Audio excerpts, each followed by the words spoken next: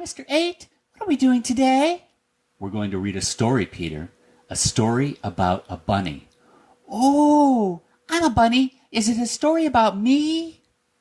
As a matter of fact, Peter, it is. It's called The Tale of Peter Rabbit.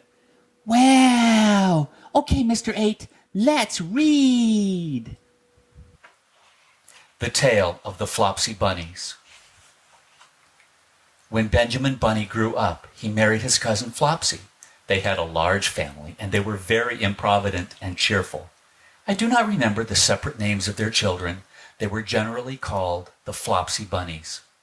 It is said that the effect of eating too much lettuce is soporific. I have never felt sleepy after eating lettuces, but then I am not a rabbit. They certainly had a very soporific effect upon the Flopsy Bunnies. As there was not always quite enough to eat, Benjamin used to borrow cabbages from Flopsy's brother, Peter Rabbit, who kept a nursery garden. Sometimes Peter Rabbit had no cabbages to spare. When this happened, the Flopsy Bunnies went across the field to a rubbish heap in the ditch outside Mr. McGregor's garden. Mr. McGregor's rubbish heap was a mixture. There were jam pots and paper bags and mountains of chopped grass from the mowing machine, which always tasted oily, and some rotten vegetable marrows and an old boot or two. One day, oh joy, there were a quantity of overgrown lettuces which had shot into flower. The Flopsy Bunnies simply stuffed lettuces. By degrees, one after another, they were overcome with slumber and lay down in the mown grass. Benjamin was not so much overcome as his children. Before going to sleep, he was sufficiently wide awake to put a paper bag over his head to keep off the flies. The little Flopsy Bunnies slept delightfully in the warm sun. From the lawn beyond the garden came the distant clackety sound of the mowing machine. The blue bottles buzzed about the wall, and a little old mouse picked over the rubbish among the jam pots. I can tell you her name. She was called Thomasina Tittlemouse, a wood mouse with a long tail. She rustled across the paper bag and awakened Benjamin Bunny. The mouse apologized profusely and said that she knew Peter Rabbit. While she and Benjamin were talking close under the wall, they heard a heavy tread above their heads, and suddenly Mr. McGregor emptied out a sack full of lawn mowings right upon the top of the sleeping Flopsy Bunnies. Benjamin shrank down under his paper bag. The mouse hid in a jam pot. The little rabbits smiled sweetly in their sleep under the shower of grass. They did not awake because the lettuces had been so soporific.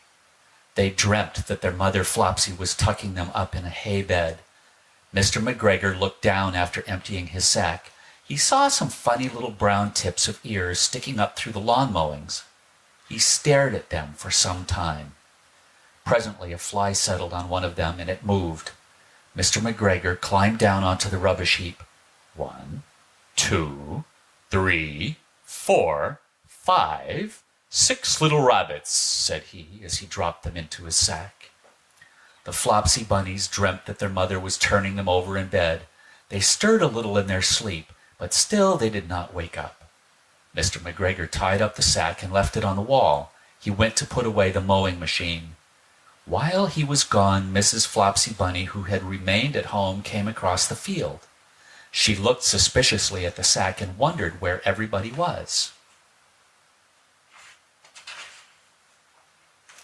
Then the mouse came out of her jam pot, and Benjamin took the paper bag off his head, and they told the doleful tale. Benjamin and Flopsy were in despair. They could not undo the string. But Mrs. Tittlemouse was a resourceful person. She nibbled a hole in the bottom corner of the sack. The little rabbits were pulled out and pinched to wake them. Their parents stuffed the empty sack with 3 rotten vegetable marrows, an old blacking brush, and 2 decayed turnips. Then they all hid under a bush and watched for Mr. McGregor. Mr. McGregor came back and picked up the sack and carried it off. He carried it hanging down as if it were rather heavy. The Flopsy Bunnies followed at a safe distance. They watched him go into his house, and then they crept up to the window to listen. Mr. McGregor threw down the sack on the stone floor in a way that would have been extremely painful to the Flopsy Bunnies if they had happened to have been inside it. They could hear him drag his chair on the flags and chuckle, 1, 2, 3, 4, 5, 6 little rabbits. Eh?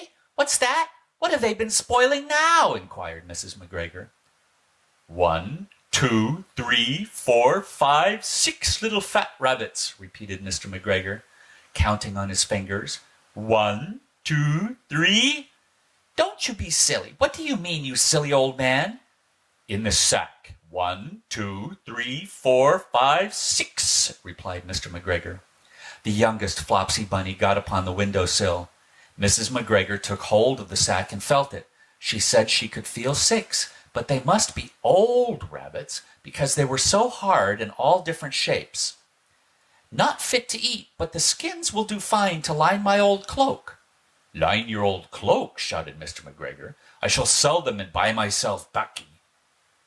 Rabbit tobacco? I shall skin them and cut off their heads. Mrs. McGregor untied the sack and put her hand inside. When she felt the vegetables, she became very, very angry. She said that Mr. McGregor had done it a purpose. And Mr. McGregor was very angry too. One of the rotten marrows came flying through the kitchen window and hit the youngest Flopsy Bunny. It was rather hurt. Then Benjamin and Flopsy thought that it was time to go home.